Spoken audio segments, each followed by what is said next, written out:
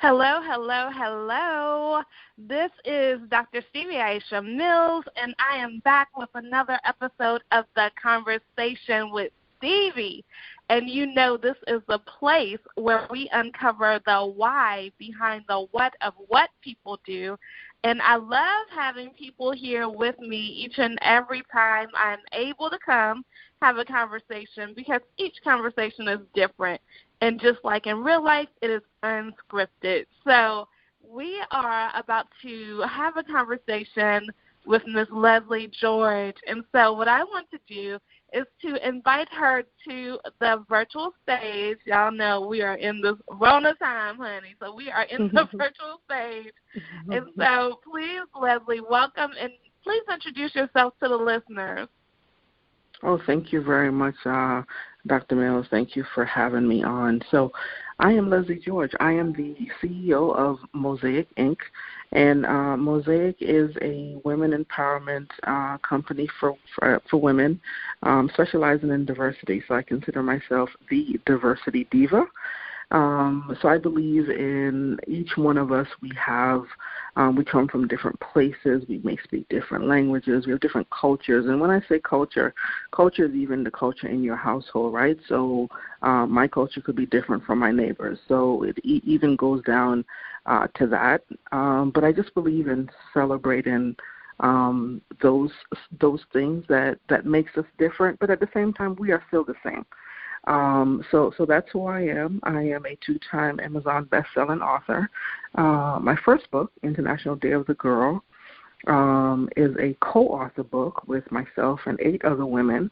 And, you know, we talk about diversity, and that book with all the authors really span from, I believe, my youngest author was 32 all the way up to 72.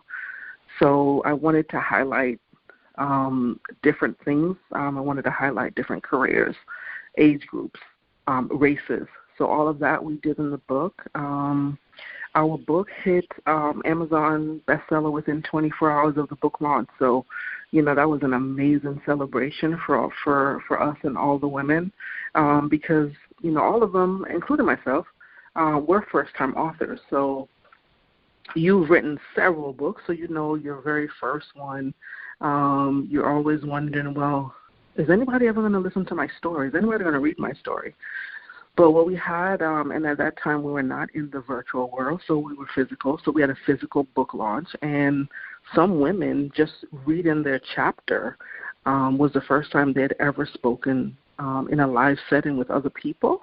And not only that, even just sharing their story. So, you know, just going through that process with women, it was just very cleansing, very healing, because so many women, you know, they kept their stories inside and they didn't want to share. So that was just amazing, and I feel so honored and blessed to be part of these women's lives, because I'm still part of their lives, because of, you know, the journey that we took with that first book. So the name of that book is International Day of the Girl, and it was purposely launched on International Women's Day. So those are days of the year that I take purposeful to celebrate and highlight women. So that's you know, a little bit about the book. Awesome. And yes, I remember my first book, Cultivating Your It Factor, and it's such an amazing thing to hit that bestseller. I don't think the feeling of excitement goes away at all. You know, I'm about to be 18 books in, and so it definitely has not gone away. I love to see it every time, and so congratulations on that. That's amazing. You, like me, started with the anthology. I started Cultivating Your It Factor with the anthology as well, so I definitely understand that. And we do things differently because, honey, most people don't start with anthology. So I love that. I do have a question, and that is about the work that you do. And so I do know that the way in which you do diversity is different, and I love that because I was able to attend one of your classes very recently, and the thing that happened was very unique and different and a different perspective. Why do you think in 2020 diversity, and, you know, even going back to the international piece of your work that you did with your book, why do you think that is so relevant right now in the year that we are in? Oh man, and I want to say again, thank you for joining on that. So diversity for me, it just goes back for me from birth, from childhood, right? So we'll start there for me. I've always wanted, because I'm a hybrid, so I'm West Indian American, and so being in the States, I've always looked at diversity, that people really have diversity really from one lens, right? So the lens is really it's either black or white. And for me, it's not that, because I've lived all over the world, so I see things totally different when it comes to diversity than I even said, even the culture in your home. So especially now in 2020, the country is at a racial uprising. Because what I'm seeing now, which is different. It's the same situation that we've had, that the same story is being played over and over. But one of the main things now is that we're realizing now that we have these allies. So we have white counterparts that are allies for the African American community, the brown community, and I think that's just such an amazing thing. So. Right now in America, the way that I look at it, we're at such a racial divide. And I was even on social media this weekend where somebody was saying that, that's the problem with racism and so forth. Well, racism is not new. It's not something that just happened. The George Floyd incident is not something that just made everyone, okay, well, we're taking a stance. What it is that for a lot of people, black, white, doesn't matter your race, you are really able to see what really happens in certain communities. And I think COVID itself played out for the George Floyd situation, because if we weren't in COVID, everybody was busy, right? Everybody was busy. You'll see something in a timeline on social media. You may scroll by it or whatever. But with this, everyone in the world was able to stop and see and now process. And so the thing with diversity, racial uprising, racial inequities, racial injustice, Black Lives Matter, all that is just saying that here's a race of people that are human. And if we can see each other from that human lens, I think our discussions will be a lot better. One of the things for me is most people don't want to have those tough conversations. I don't mind those tough conversations. Like I said, for me, that goes back to childhood. So having conversations about racial inequity and diversity and so forth, that's just a conversation, no-nonsense conversation for me. So I think that if we can look at the racial uprising that we have currently in America, we could look at some of the things that stigmatize black women. On my webinar that I had that you joined, the name of it was Women in White Spaces. And the topics that I touched on was code switching, where some people didn't even realize that was a thing. It was code switching and microaggressions, right? So those are some things that, as a black woman, black and brown woman in an office in a corporate setting, there's things that you're going through when you walk into a meeting, because I know I've done it for years and didn't realize that's what I was doing. You walk into a meeting where you may be the only black person in that meeting, but before you even sit down, there's so many things that's going on in your mind because you're wondering, okay, how should I say this? How should I sit? Okay, how's my face?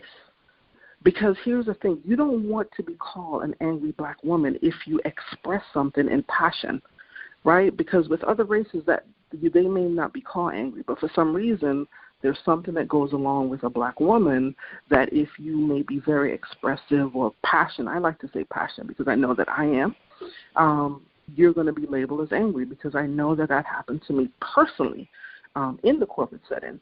So there's so many things that you have going through your head that sometimes you can't even focus on the meeting. You can't even focus on, okay, so what was the reason why we came in here for? So those are some things that are really coming to a forefront. And like I say, for myself personally, these are things that I've done in the corporate setting for years, didn't realize I was doing it, and probably thought that I was the only one doing it.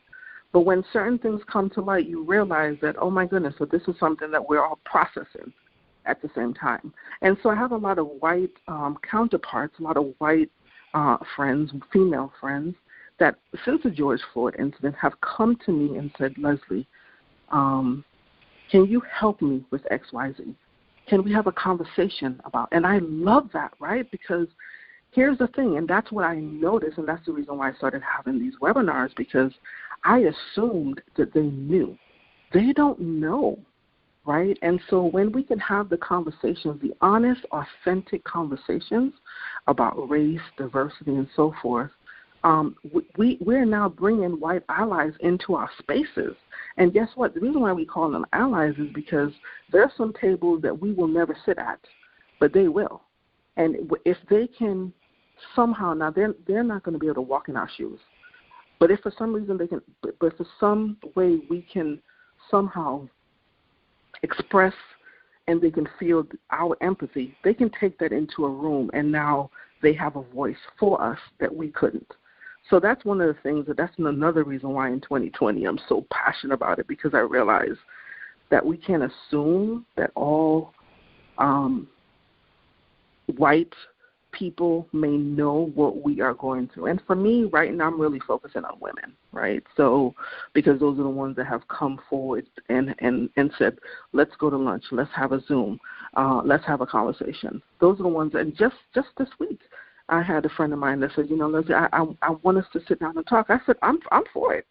So those are the things that are happening. I know I'm not the only one to have conversations to express really and truly how we walk in this world on a daily basis. So I hope that answered your question. Yes, indeed. And I think sometimes it is very uncomfortable for us to admit our faults, of any faults, and I think, inclusion is something that we have been faulted for on all sides. We've been faulted for because we don't necessarily like what's different. We don't like change. A lot of people have been birthed inside of a society and community of, like you're saying, culture that has not taught them this, to be welcoming. And, we all have our nuances, and I do believe that. And so we have about 4 minutes left. And so inside of the 4 minutes that we have left, I want you to, of course, give any contact information, any way for people to connect with your training or buy your books or anything you have in that way. And I also want you to give your final words that you have for the people. Awesome. Thank you. So you can reach me. I'll just give you my website. I'm on all the social media channels, but let me just give you my website, which is www.themosaicinc. So the MOSAICINC.com. So, just in closing and going back to the Mosaic Inc. So if you look at a mosaic tile is colorful. It has many different colors. It has different textures because you're going to use different things to bring those tiles together. So that is why I named the company Mosaic Inc. Because when I look at a mosaic tile, I just think of unity, right? I think of beauty, and I think of unity. So if I can leave anything with you, from now on, whenever you see those beautiful tiles or you see anything that's beautiful that really comes together with different colors, different shapes, and different textures. And that's just who we are as a human race. So we're all different. We're all beautiful, but we all just come together so beautifully to make the human race. And if that's a message that anyone that's listening can carry that in their heart, I think that is what my job here is to do. So my job is to not shun that difference, to celebrate that difference, and we're all part of the human race. Awesome. Well, thank you again for coming and having a conversation with me. It was a pleasure to have you. And everyone, thank you so much. Yay! I know everyone is excited to hear this, because this is the work you do is definitely something we need to take with us, because we do all have those different spots and nuances that we got to kind of check.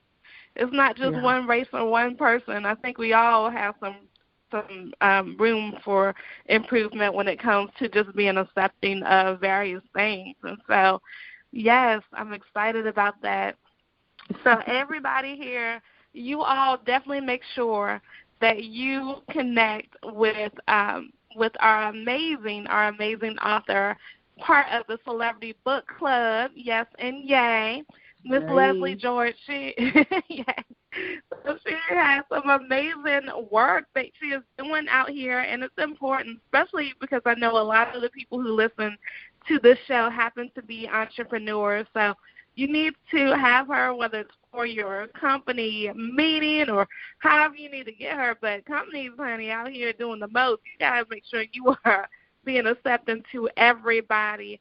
Again, I am Dr. Stevie Aisha Mills, and I want to leave you with one website as well, as Lesley did, and that's cultivatingyourItFactor.com. In order to be accepted, you got to know your it factor, and you have to be accepting of other people's it factors. So I think that's a good place for you. And make it a great day. Do not have a great day. Make it a great day. Why?